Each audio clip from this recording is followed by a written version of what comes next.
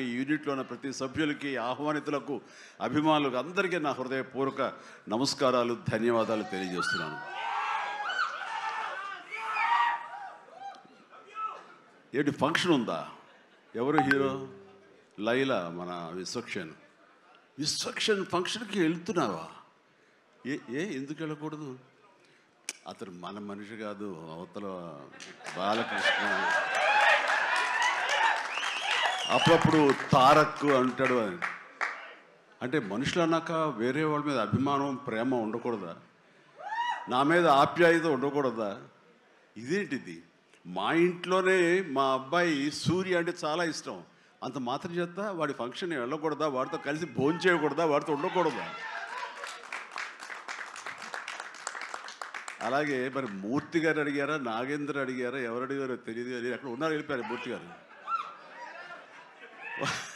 తెలియదు కానీ నేను ఆ క్లిప్ చూశాను, వాయిస్ గుర్తు లేదు. మీరు బాలకృష్ణ కాంపౌండ్ కదా విశ్వక్సేన్, ఇప్పుడు మెగా కాంపౌండ్ నుంచి ఆయన ఎలా వచ్చారు అని చాలా చక్కగా సమాధానం చెప్పాడు. మా ఇంటికి కాంపౌండ్ ఉంది కానీ ఫిలిం ఇండస్ట్రీ కాంపౌండ్ లేదని.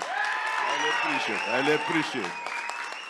నిజమే, ఇక్కడ గిరుకు తీసుకుని ఎప్పటికప్పుడు ఏ హీరోలకు ఆ హీరోలా ఉండే రోజులు నిజంగా ఉన్నాయి, లేకపోలేదు. షూటింగ్ల వరకే. ఆ తర్వాత వాళ్ళు ఎవరి ఇళ్ళకి వాళ్ళు వెళ్ళిపోతారు, ఎవరి ప్రోగ్రాం వాళ్ళు చూసుకుంటారు. అలాంటి రోజుల్లో నేను ఉన్నాను. వాళ్ళు అలా ఉండటం మూలంగా వాళ్ళ మధ్య సఖ్యత ఉండదేమో, వాళ్ళ మధ్య ఒక విభేదాలు ఉంటాయేమో అనే ఒక రకమైన భ్రమలో ఇక్కడ అభిమానులు కొట్టుకుని చచ్చేవాళ్ళు. ఆ వాల్ పోస్టులు చింపుకునేవాళ్ళు. నెల్లూరులో మా కజిన్స్ ఉండేవాళ్ళు, వాళ్ళిద్దరు సొంత అన్నతమ్ములు. కానీ వాళ్ళు రామారావు గారిని, ఒకళ్ళు నాగేశ్వరరావు గారిని ప్రేమించేవాళ్ళు, ఇష్టపడేవాళ్ళు, అభిమానించేవాళ్ళు.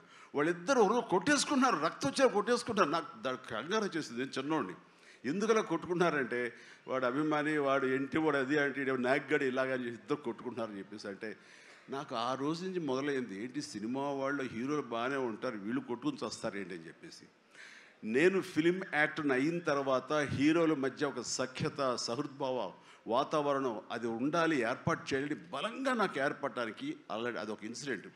అందుకనే మెడ్రాస్లో హనీ హౌస్ అని అప్పట్లో ఉండే జర్నలిస్టులకు తెలిసే ఉంటుంది. ఆ హనీ హౌస్ ఏంటంటే 1 acre ల్యాండ్లో ఉంటుంది.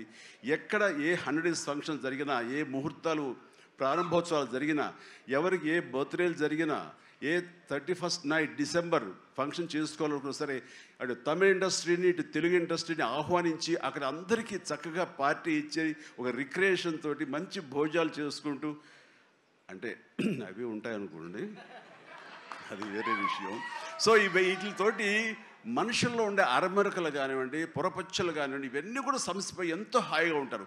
అది నేను ఆ విషయం చాలా చాలా సక్సెస్ఫుల్. కాబట్టి ఈ రోజుకి నాగార్జున, వెంకటేష్ అండ్ బాలకృష్ణ మేమందరం కలిసికట్టుగా ఉండటానికి, ఒకళ్ళ ఫంక్షన్ ఒకళ్ళు వెళ్ళటానికి, ఈ మధ్యకాలంలో బాలకృష్ణ 50th ఫిల్మ్ సందర్భంగా నట జీవితం సంబంధించి చేసిన ఫంక్షన్లో నేను పార్టిసిపేట్ చేశాను.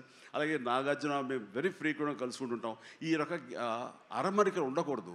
అభిమానం అంటే అది పర్సనల్.